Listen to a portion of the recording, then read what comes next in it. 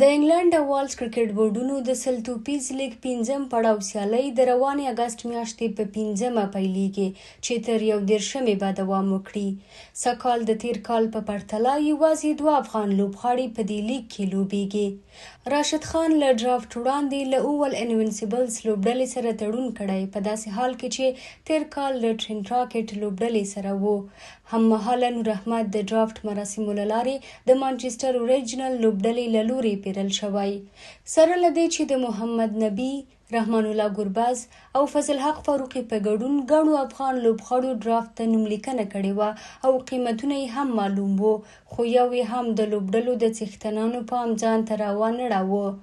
نور احمد روان زیږدیز کال په IPL او امریکا میجر لیګ کې ډېر عالي لوبي سفر درلود او بریالۍ توپ اچونه یې وکړه، نو له همدې امله د دویم ځل لپاره په توپیز لیګ کې هم په لوړه بیه 200,000 پاونډه واخیستل شو. نوموړی تیر ځل په 2022 کال کې په یاد لیګ کې لوبېدلی و.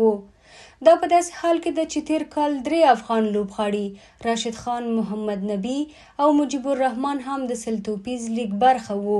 په ورته وخت د توپیز لیګ د نارینه سیالیو سره په څنګ کې د ښځینهو توپیز لیګ هم پیلیږي چې په دواړو کې 8 لوبډلې لوبیږي. دغه لیګ په 2020 کال کې پیل شوی او راهیسې هر کال ترسره کیږي.